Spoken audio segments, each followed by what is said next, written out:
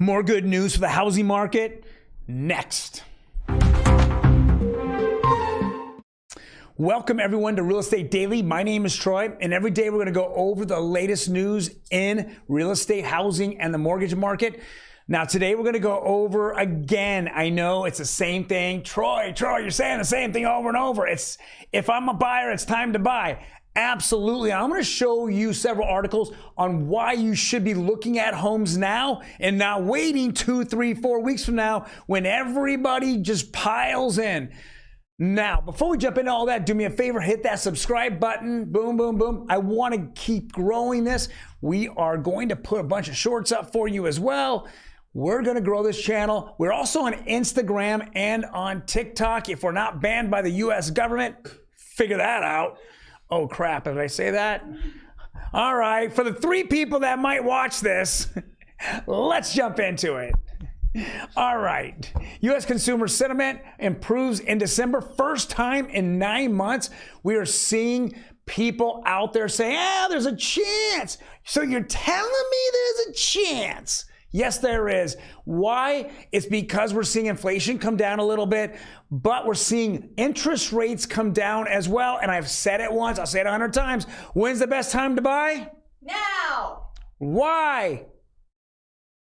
Because interest rates are going down and housing prices are going down. When is it the best time to buy? When both of those are happening. Until this month, it has not happened.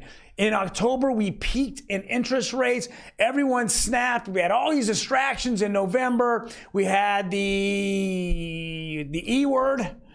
And then we had the Sam Bankman-Fried debacle with FTX. And then we had Thanksgiving, and we all sat around and ate turkey and talked about the other 2 things.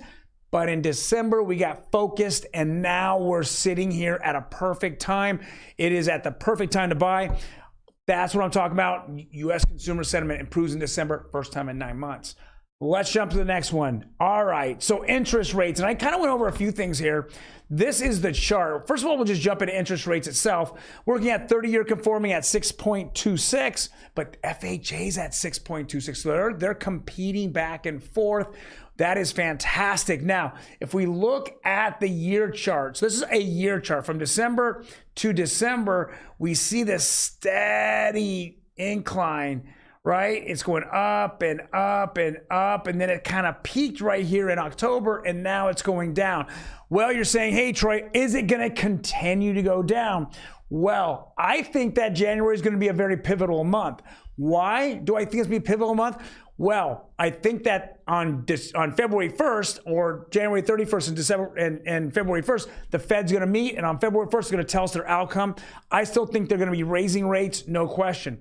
But what I'm more concerned about going forward is some of those higher paying jobs in Silicon Valley or in other parts of the United States, the layoffs. And I think the layoffs are going to come, and they're going to come pretty hard. We know one thing.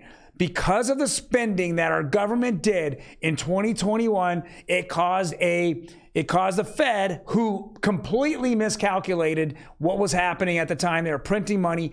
Then they turned around, and in 2022, now they've decided to raise rates to combat what they really effed up in the first place.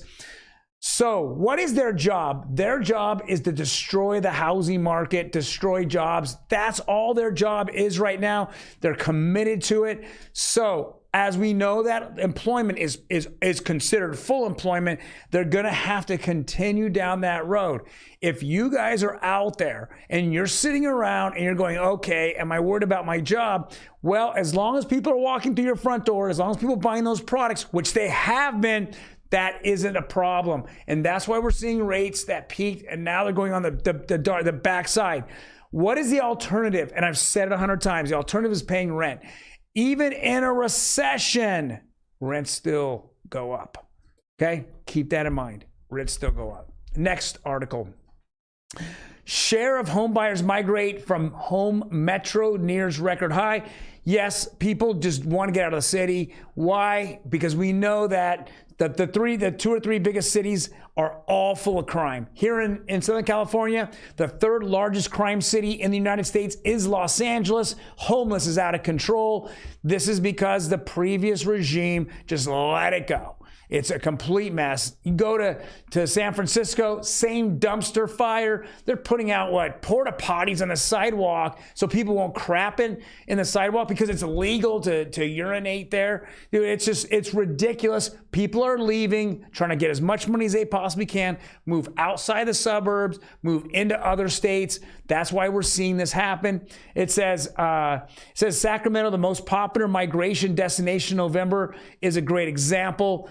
Bay Area later. And I think Sacramento is going to be the same thing as LA and Sacramento sooner or later. Just depends on who actually got elected. That actually makes a huge difference. Next article and last article, Homebuilder sentiment drops for the 12th straight month, but a bottom may be near. Well, of course, they're only there to make money. I've said this once 100 times. Resale is hot.